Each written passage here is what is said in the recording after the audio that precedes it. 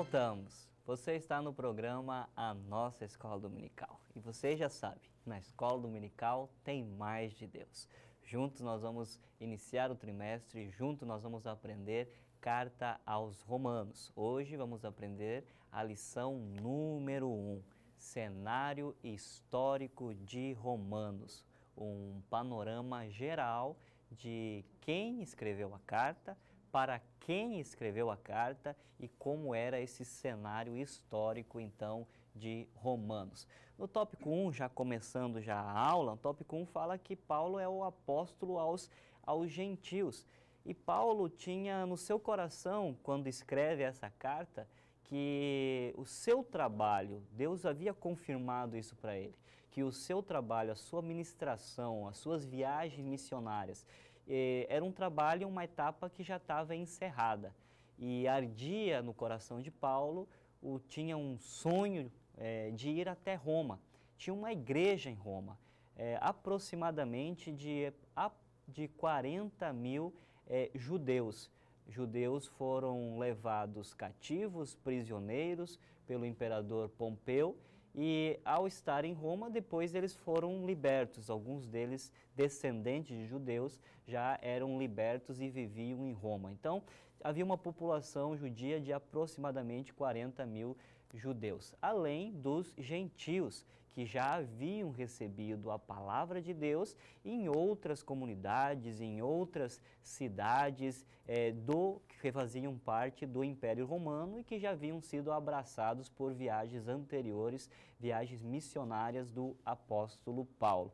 Então, Paulo tem esse desejo muito grande de conhecer, de estar na capital do Império. Roma era a capital do mundo antigo, era a referência econômica, política daquela época. É uma expressão muito comum, usada até hoje, que diz que todos os caminhos, todas as estradas levam até Roma, porque os romanos eles eram bons construtores de estradas e por se tratar da capital do Império, então todos os caminhos levavam a Roma.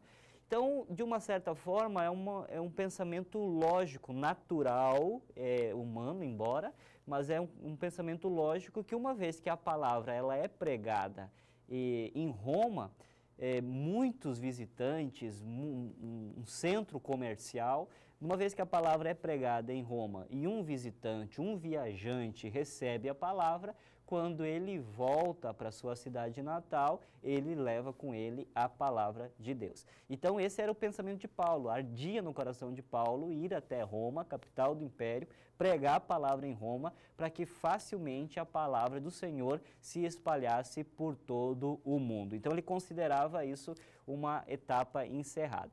Agora, Roma, os romanos, esses 40 mil judeus que moravam lá, não conheciam Paulo. Então, Paulo se apresenta como servo, que demonstra que ele é humildemente servo, e também se apresenta como apóstolo, que quer dizer autoridade. Então, um servo que tem autoridade, que está escrevendo esta carta aos romanos.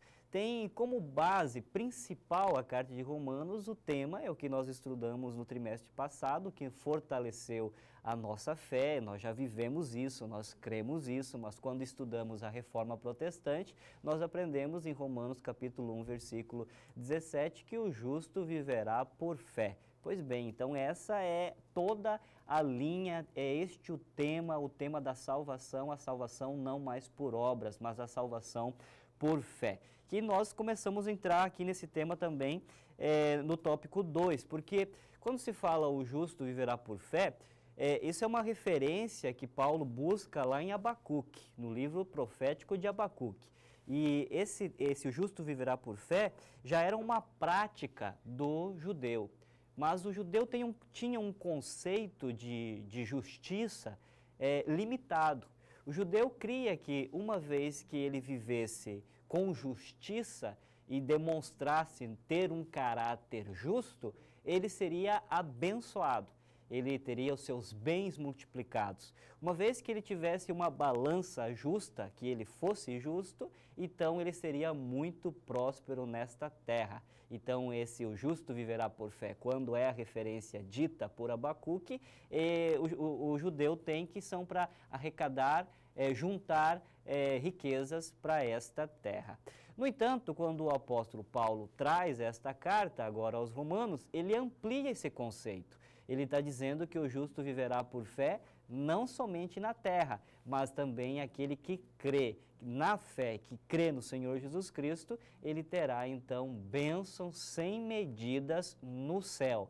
Então ele amplia esse conceito para dizer que tem riquezas eternas, riquezas espirituais. Então esse conceito de justiça é muito mais ampliado. Graças a Deus, né? Graças a Deus. E aí quebra com todo recurso, quebra com toda falsa doutrina que precisa pagar penitências, que precisa fazer rituais. Nada disso precisa. O que se precisa é crer que o Senhor Jesus Cristo é o nosso único, suficiente e necessário Salvador. Então o justo viverá por fé. Essa é a base. Romanos ela tem ela tem um destaque muito interessante dentro do Antigo Testamento. Não é a primeira carta que Paulo escreve. Paulo escreveu muito tempo antes de escrever Romanos.